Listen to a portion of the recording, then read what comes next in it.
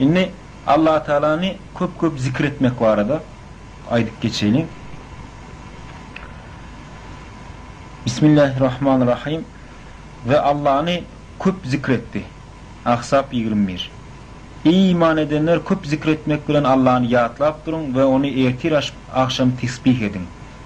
Ahzab suresi 41-42. Ve Allah'ını köp zikrediyen erkekler ve köp zikrediyen ayarlar. Ahzab suresi 35. ayet. Ne şu ayetler bir de aydiyalar. Şu ayetler bir de aydiya. Allah Teala'nı zikretmek gerek. Allah Teala'nı zikrediyenleri hemişe övülüptür. Mücahit diyen alim aydıptır. Ayakta olsun, otursanım, yanüstü yatsanım her vakit Allah Teala'nı zikretsen Allah Teala'nı köp zikrediyenin halkasına giyilebilirsin diye aydıptır. Ata ismindeki bir alim kim doğru düzü 5 vakit namazını okusa o adam Allah'ın köp zikrediyen erkekler ve köp zikrediyen ayarlar nimesine giyirbiler deyip aydılıyor da ayetin içine giyirbiler deyip aydılıyor. Yine Ebu Said bin Hudri'nin rivayet eden hadisine göre Resul-i Ekrem aleyhissalatü vesselam aydan bir adam giyce turup öz maşgalasından okudan oyundurup bile namaz okusalar ve 2 rekat namazı bile okusalar şolar diye Allah'ını köp zikrediyen erkekler ve Allah'ını köp zikrediyen ayarların içine girip bilerler deyip aydılıyor. Yani bu hadislerden ve bu ayetlerden çıkan neticeye göre kitap ve sünnetten bizim zikri 3'e bölüp biliyor. Zikir diyenlerdi. Yani Allah Teala'nın yatlamanı 3'e bölüp biliyor. Birincisi umumu zikir. Bu her işte Allah Teala'nın ihlas ile niyet etmek, Allah Teala için ihsan etmek, her işte Allah Teala için ediyenliğimiz, yardımımızı saklamak, şuna niyetlenmek bu umumu zikir oluyor. Yani biz her bir babatta, her bir dünyevi, uhrevi, her bir işte biz ne edeceğiz? Allah Subhanahu ve Teala'nı zikretmek. Bunu ihsan bölümüne de geçtik, belki kitabın sahipelerine de geçtik. İkincisi esası zikir değil yani. Bunu bir namaz ip adlanır yani. Allah Subhanahu ve Teala aydiya Bismillahirrahmanirrahim Taha suresi 14. ayet ve beni zikretmek için dosdoğru namaz oku. Aydilya. Yine Cuma suresi 9. ayet. Bismillahirrahmanirrahim. Ey iman edenler, cuma günü namaz için çağırılanızda durman Allah'ın zikretmeye algan ve sevdiğinizi taşlan diye aydilya. Derdi de aydınlanmış oldu. Yine de Allah Teala münafıklar var arada şey deyip aydiya. Bismillahirrahmanirrahim. Namazda turanlarını yaltanıp dururlar. İnsanlara göz olacak olarlar ve Allah Teala'nı az zikrederler deyip aydiya. Yani namazı fikir edip görelim. Kıyam zikir Allah'ın yatlayan. Ruku zikir Allah'ın yatlayan. Secde zikir. Tahiyat zikir. Himmesine salam, himme namazın son tesbih eden himmesine hem oldur? Allah Subhanahu ve Teala'nı zikrediyen oldur. Şoň üçin yani bir hadiste ayttık, bir alimin garaýyşyna ayttık. Allah'ın köp zikrediyen erkekler ve ayarlar olmak için 5 vakit doğru namaz okumak mümkün bolur deyip aydylýar. Üçüncüsü olsa. Üçüncü neme zikrin nemesi o tamamlayan zikir bölügi değil ya. Ona ene bizim aytmaly, dil bilen aytmaly zikirlerimiz, tesbihlerimiz, tekbirlerimiz şoňa girýär.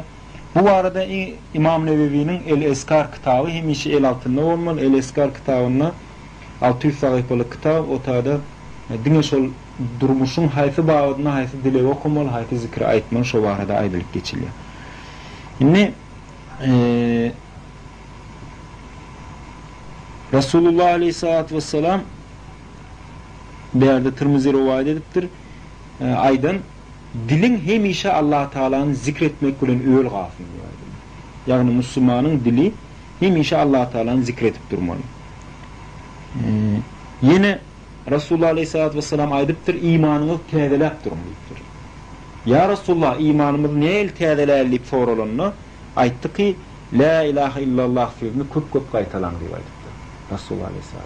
Yani iman ile adam ağaçyala qurap bilýär, şonu hemişe suulamak gerek, suulap durmak gerek. O da la ilahe illallah sözünü köp tekrar etmek bilen mümkün diýip aýdylypdyr. Bu dilin bilen hemişe zikredip durmak barada. Yine zikrin başka bir tarafı var. Zikir barada köp adamlar yanlışa düşýärler. İfrat ve tefride gidiyorlar. Ya aşırı zikrediyorlar. Misal için köp adamlar parzları yattan çıkarıp nafıllara ünf veriyorlar. Köp ünf verip başlıyorlar. Şeyden parzları yattan çıkarıyorlar. Misal için şu an soğupi hareketler var. Orada zikre katı köp ehemmiyet veriliyor, katı ulu ünf veriliyor. Ama hakikatte olsa bir neçe parz gözden geçiriliyor. Onlar edilmeyen galınyadan. Şolarda ünf vermeli. Käbir adamlar olsa köp vaktini az ve peydasız işler bilen, az sowaply işler bilen, peydasız işler bilen geçirýärler ve Allah Taala'nın az zikredýärler. Elbette zikir nafıl. Yani tamamlayıcı zikir, yankı aýdýan zikir, nafıllar. Ýöne parz däller. Emma zikirler bilen parzlar diýilýär. Şonu hiç açan ýatdan çykarmalar. Zikir saýasynda kalp diýilýär, akida inanç ayağa galýar, dipdiri bolup durýar, dimdik bolup ayakta durbilýär. Şoň üçin Müslüman öz imanını, öz kämilligini şu zikir bilen tamamlamaly, bezemeli. Buhari ve Müslim'in hadis kitabına aýdylan Rabbini zikredýän bilen Rabbini zikretmeýäniň adamyň tapawdy ölü bilen diiriň tapawyny meňdeýänler diýip aýdylýar. Yine Ra'd suresi 28-nji ayetde Subhanahu ve Teala buyurýarlar. Bismillahirrahmanirrahim. Habaryňyz bolsun, kalpler diňe we diňe Allah Taala'ny zikretmek bilen tatmin bolýar, ýagny bagtly bolýar diýilýär da, doýýar diýilýär da. Şoň üçin bäde şu zatlar barada aýdylan. Indi Müslümanlar ine bir aýtdyk da tamamlayan zikirlerini köprek etmeli diýip aýtdyk bizler, düşündürdük şonu. Indi käbir Müslümanlar görýärmi? Tapman bilerler şu zikirleri. Ya da şöyle el-eskar kitabını Arapçasını tapman bilerler. Ya da käbir uzun dilekler, uzun nemeler Müslümany ýad edip biler. Şoň üçin bizler berde gysgaça adama aňsat zikirler aldyk. Şolary Allah Taala'nın tarapdary boljak adam, Müslüman adam şolary tekrarlap dursa ýaxşy boljak. Birincisi, öňkü derslerde de aýtyp geçdik. 100 gödek estağfurullah diýmek günüň dowamında. İkincisi günlük 100 gödek la ilahe illallah vahdehu la şerike leh, lehul mulku ve lehul hamdu ve huve ala kulli şeyin kadir. Şol kelimeni aýdyp durmak. Tevavi Resulullah aleyhissalatu vesselam'ın sahih bir hadisinde aýdylan, kim şonu aýtsa, kim günlük 100 gödek şonu aýtsa diýe 10 sana kuly azad eden ýalak sowap bardyr diýe. Yine de oňa diýe, mundan da şeriýem oňa 100 sana sowap ýadylar, 100 sana günäsem aýyrlar. Şo gün akşama çelli şeytanyň şerrinden emin bolar. Sebebi ol galkan ýalakdyr diýe şo ýanky. Bu adamyň eden işinden has faziletli iş edilmez sebebi ol iň faziletli amallary etdi diýip aýdýar da. Yine de Resulullah aleyhissalatu vesselam'a salavat getirmek, la ilahe illallah diýmek, subhanallah ve bihamdiki subhanul azim diýmek, la havle ve la kuvvete illa billah diýmek, subhanallahi velhamdülillah ve la ilahe illallah vallahu ekber ýa dilekleri hemişe okap durmaly.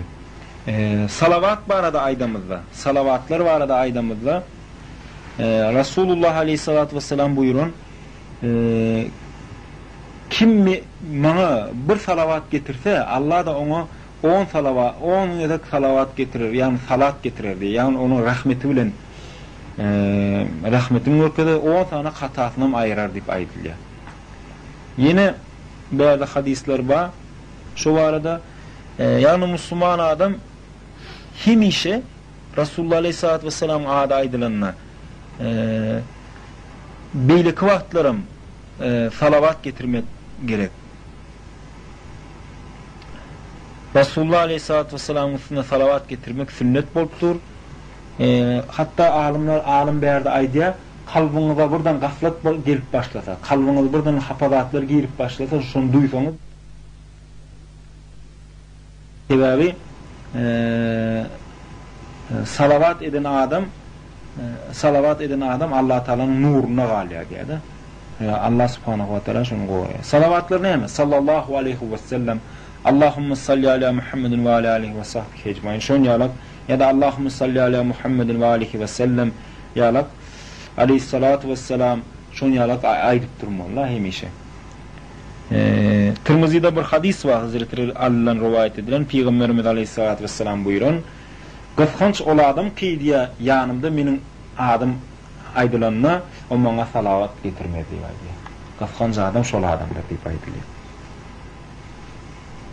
Şunun için hemişe salavat deyilen dağda üns verip durmalı, salavat deyilen dağda üns verip doğru şunu ünsün vermeli. İnni zikrin en ulu görünüşü olsa elbette neyemedir? Zikrin en ulu görünüşü Allah Teala'nın yatlama en görünüşü neyeme? Kur'an okumak. Kur'an okumak.